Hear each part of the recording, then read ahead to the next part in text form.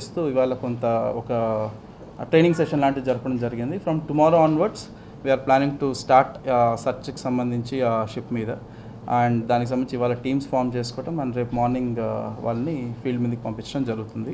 I will inform again the time also. కొంత customs వైపు నుంచి టీమ్స్ ఫామ్ చేసే పనిలో ఉన్నాం. Once a team is form I will intimate you by evening maximum tomorrow morning by the time we go to the port. So ఇది అందరి దృష్టిలో పెట్టడం అతి ముఖ్యం. సో అందుకని ఇవాళ అందరినీ పిలవడం జరిగింది. రెండోది, మనకి కంప్లీట్గా ఆల్ చెక్ పోస్ట్స్ స్ట్రెంథన్ చేయాల్సిన అవసరం ఉండింది. ఆల్రెడీ మన honourable deputy CM also has identified that మన ఇంకా చెక్ పోస్ట్ని స్ట్రెంథన్ చేయడం జరగాలి. సో దానికోసం అని చెప్పి అగైన్ చెక్ పోస్ట్ ఉన్న స్టాఫ్కి ఒక లెవెల్ ఆఫ్ ట్రైనింగ్, తర్వాత ఆల్ 3 షిఫ్ట్స్లో అంటే రైట్ ఫ్రమ్ 24 hours షిఫ్ట్స్లో నడిపేటట్లు again we have started and we have ensured that every vehicle is checked and ఎక్కడైనా పీడిఎస్ రైస్ సంబంధించి అక్కడ ఇన్స్టెంట్ చెక్లో జరిగినవి ఇమ్మీడియట్గా సీజ్ చేయటం, ఆ సీజ్ చేసిన స్టాక్ సంబంధించిన గోడౌన్ దగ్గరికి వెళ్ళటం, గోడౌన్లో ఇంకా స్టాక్ ఉంటే గోడౌన్ స్టాక్ సీజ్ చేయడం, ఈ ప్రాసెస్ మళ్ళీ స్ట్రెంథన్ చేయటం జరిగింది. అండ్ దానికి సంబంధించి ఏదైనా మనకి మీడియా వారి ద్వారా కానీ ఇంకెవరి దగ్గర ఇన్ఫర్మేషన్ ఉన్నా కూడా యూ కెన్ ఆల్వేస్ ఇంటిమేట్ మీ. మనందరి దగ్గర నా ఫోన్ నెంబర్ ఎక్కడ ఉన్నారు?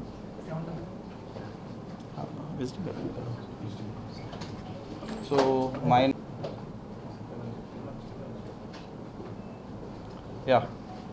సో 7993333244. I repeat 7993333244.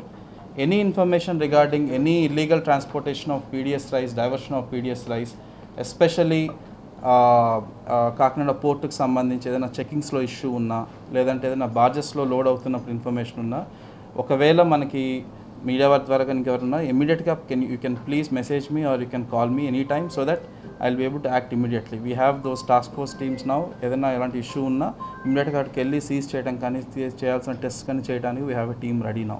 సో ఇలాగ అంచెలంచెలుగా మనం we are trying to address this menace. అంటే కాకినాడ సంబంధించి ఈ ఏదైతే ఈ పీడిఎస్ రైస్ సంబంధించి ఉన్న ఈ what do you say menace, ఈ బ్యాడ్ కల్చర్ ఏదైతే ఉందో regarding the smuggling of PDS rice, దాని మీద మా వైపు నుంచి 100% విత్ ఫుల్ ఫోర్స్ ఇవాళ నుంచి మనం స్టార్ట్ చేస్తున్నాం. అండ్ ఆల్రెడీ దానికి సంబంధించిన ప్లానింగ్ చేసుకోవడం జరిగింది లాస్ట్ 2-3 daysలో. And this is what we wanted to tell through you to everyone. And I request SP గారు మాట్లాడుతున్నారు. స్మగ్లింగ్ కేంద్రంగా ఆ రకంగా చిత్రీకరణ జరుగుతుంది. ఇప్పుడు మీరు అక్కడ కార్మికులు ఉన్నారు, బిజినెస్ పీపుల్ ఉన్నారు, డ్రైవర్లు, రకరకాల ఆధారపడి ఉన్నారు. ఎట్లా మీరు దీన్ని కోఆర్డినేట్ చేస్తూ ఈ విచారణ చేస్తారు? సో మీరన్న పాయింట్ ఏంటంటే బేసిక్గా మనం ఇవన్నీ చేయడం వల్ల అక్కడ బిజినెస్ తగ్గుతుంది అనేది మీ ఉద్దేశం. బట్ నేను ఐ చెక్ లాస్ట్ 4-5 daysలో ఆ ఇష్యూ రేజ్ అయినప్పటి నుంచి మనం ఒక 100 tons ఎవ్రీ మంత్ పంపిస్తున్నాం. ఫర్ ఎగ్జాంపుల్ పంపిస్తాం అనుకోండి.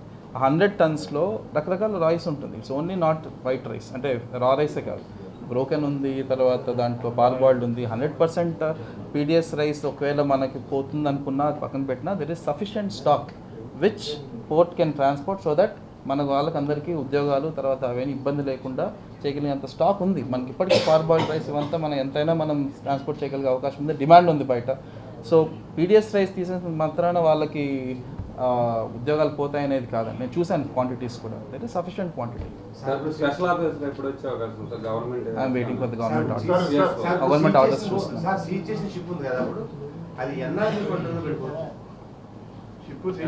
నేను అదే ఇందాక నింది మనం ఫస్ట్ నాకు ఆ టీం వెళ్తే ఆ టీం వెళ్ళిన తర్వాత నాకు ఎగ్జాక్ట్గా నాకు తెలుస్తుంది ఎంత క్వాంటిటీ 100% అక్కడ ఈ పీడిఎస్ రైస్ ఉందో తెలుస్తుంది. దాన్ని బట్టి మనం ఆ షిప్ని మనం ఎన్ని రోజులు మనం సీజ్ చేసుకోతే మనం మొత్తం స్టాక్ మనం ఎన్నికి తీసుకోగలము అనేది నేను వర్కౌట్ చేసుకోవాలి. ఫస్ట్ స్టాక్ తెలియాలి కదా, తెలియకుండా మనం షిప్ని మనం సీజ్ చేసి మనం ఎన్ని రోజులు మన దగ్గర పెట్టగలమని నేను చెప్పలేను. I want to do that search tomorrow and then I will నేను ప్లాన్ చేస్తాను. Good point. I'll clarify.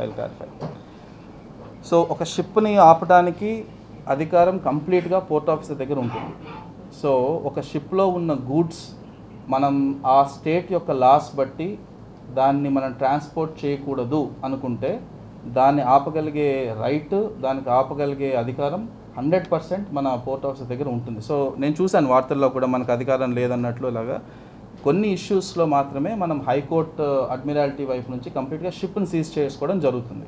But నేను షిప్లో ఉన్న గూడ్స్ అంటే షిప్లో ఉన్న స్టాక్ని దించడానికి కానీ షిప్లో ఉన్న స్టాక్ని సీజ్ చేయడానికి నేను హైకోర్టు వరకు వెళ్ళాల్సిన అవసరం లేదు. బట్ కంప్లీట్ షిప్ని మనం మన దగ్గర పెట్టేసుకోవాలి, సీజ్ చేయాలంటే హైకోర్టుకి వెళ్ళాల్సి రావచ్చు.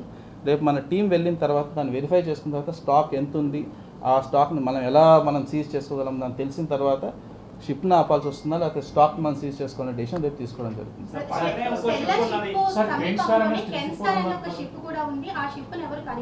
చెక్ చేసామమ్మా already. It's all parboiled rice as of now. నేను చూశాను ఆల్రెడీ. అది పార్బాయిల్డ్ రైస్ అంటే బాయిల్డ్ రైస్.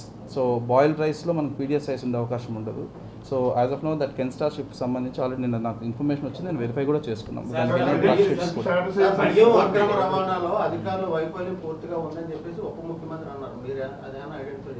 సో వాస్తవం అండి, కొంత నా వైపు నుంచి అంటే మా డిస్ట్రిక్ట్ అడ్మినిస్ట్రేషన్ వైపు నుంచి కూడా చెక్ పోస్ట్ని ఇంకొంచెం బలవంతంగా ఇంకొంచెం స్ట్రెంథన్ చేసి ఉండాల్సింది.